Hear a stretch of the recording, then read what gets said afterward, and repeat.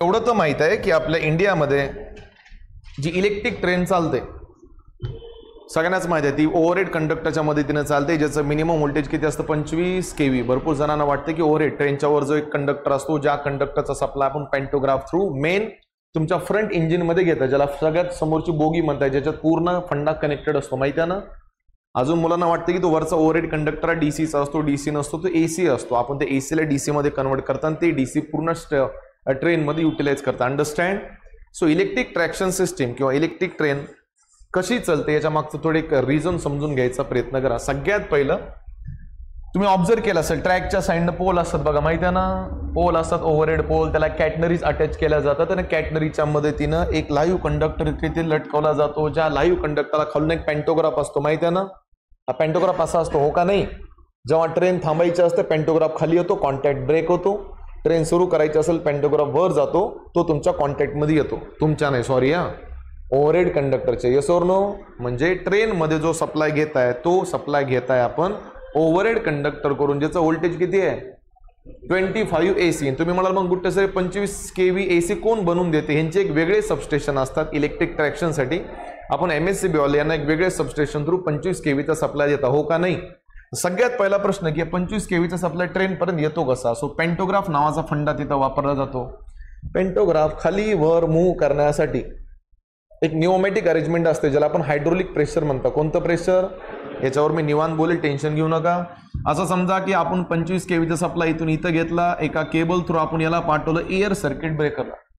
तुम्ही ज्या सगळ्यात पुढची जी बोगी असते ना त्याच्यावर वेगवेगळे सिलेंडर दिसतात बघा तुम्हाला. ते सिलेंडर असतात एअर सर्किट ब्रेकरचे सिलेंडर. पोरं म्हणतील मग गुट्टे सर एअर सर्किट ब्रेकरचं काम काय. हे प्रोटेक्ट करतात.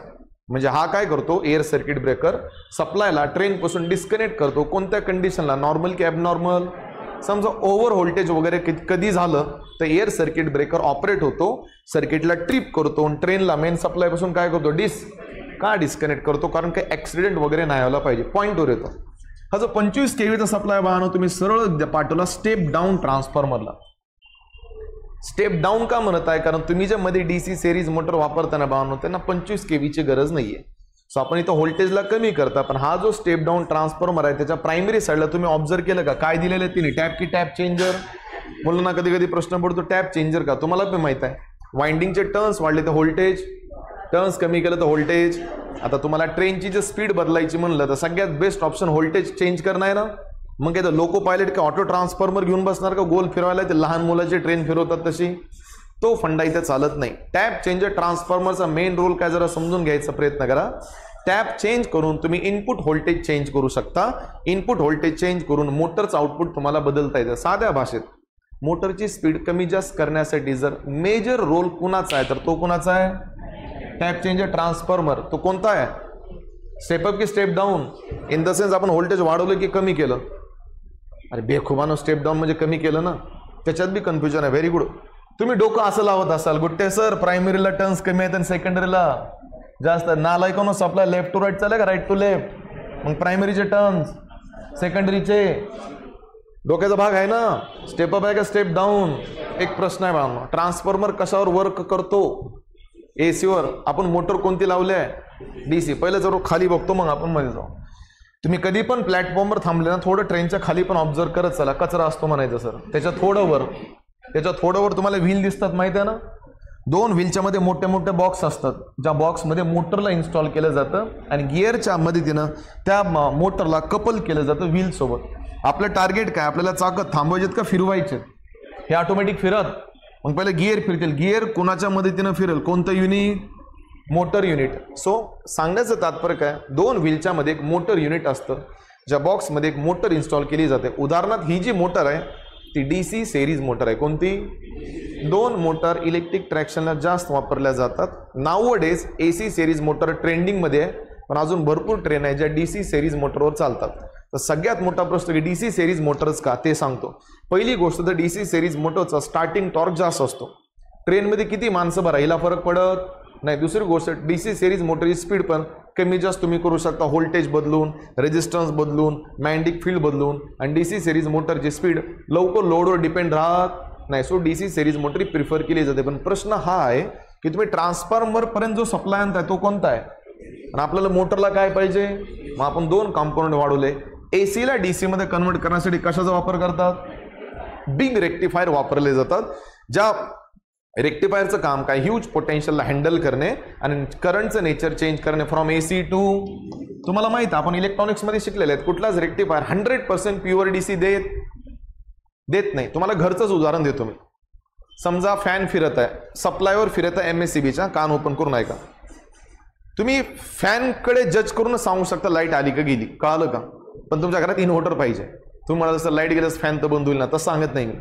लाईट गेली ना फॅनचा आवाज बदलतो का नाही, गर्र असा आवाज येतो बघा. आवाज का येतो, फॅनचा आवाज का बदलतो, उद्या मला सांगाल, चालेल ना. मी थोडं पॉइंटवर येतो आता. क्वेश्चन व्हॅलिड आहे का, व्हॅलिड नाहीये, व्हॅलिड आहे, समजून घ्या. रेक्टिफायरनं काय प्रोड्यूस केला, हा प्युअर DC. आणि प्युअर DC बनवणं थोडं कठीण पण आहे. सो आपण काय केलंय, इलेक्ट्रॉनिक्स वाल्यांची मदत घेतली आणि काय लावले, फिल्टरमध्ये स्मूथिंग चोक ऍड केले, इंडक्टर लावले, वेगवेगळे कॅपॅसिटर लावले, ज्याचं काम आहे हा पल्स वेटिंग DCला कोणत्या DCत कन्वर्ट करतोय, प्युअर. रिपेल कंटेंट वाढवली की कमी केले. आता थोड्या वेळासाठी इमॅजिन करा की मला प्युअर DC भेटला, तो प्युअर DC चालला, पहिला मोटर युनिटला चालला, दुसऱ्या मोटर युनिटला सप्लाय भेटला ना मोटरला, स्विचिंग वगैरे ऑपरेट करा, मोटरला ऑन करा. तुम्ही म्हणाल मग गुट्टे सर मोटर कुठे फिरवायची, ते लोको पायलट डिसाईड करत, तिला ट्रेन पुढे घेऊन जायची का मागे. डिझेल ट्रेन असो की इलेक्ट्रिक ट्रेन असो, एक फंडा क्लिअर आहे बाळांनो, की तुम्ही ट्रेनची स्पीड दोन्ही साईडला एक्झॅक्ट सेम करू शकता. असं नाही की समोरून जास्त चालेल मागे चालणार आहे. इट्स अ मोटर क्लॉकवाईजला आणि अँटी क्लॉकवाईजला फिरते, म्हणजे मोटरची स्पीड बदलते का नाही बदलत, remains. What is the function of air circuit breaker, it disconnect the supply in over voltage. Tap चेंजरचं काम काय, व्होल्टेज चेंज करणे. व्होल्टेज चेंज करून तुम्ही मोटरची स्पीड कमी जास्त झाली म्हणजे कुणाची स्पीड कमी जास्त होत आहे, ट्रेनची, हो का नाही. पोरं म्हणले मग या ट्रेनला थांबवायचं कसं, सप्लाय कट करायचं का नाही. या ट्रेनला थांबवण्यासाठी एका ब्रेकिंगला यूज केलं जातं, ज्याला रिजनरेटिव्ह ब्रेकिंग म्हणतात. कोणती, 100% ट्रेन रिजनरेटिव्ह ब्रेकिंगवर थांबत नाही. ट्रेनला थांबवण्यासाठी रिजनरेटिव्ह ब्रेकिंग पहिले इम्प्लिमेंट केली जाते. मेकॅनिकल ब्रेकिंगचा पण वापर केला जातो आणि वेगवेगळे एअर सिलेंडर वापरले जातात. सो ट्रेन थांबत असताना थोडे झटके लागतात बघा, माहित आहे का लागतं, कारण आपण थोडा एअर रिलीज करतो. ते तुम्हाला शिकवेल, तो वेगळा पोर्शन आहे. चालेल, डायग्राम समज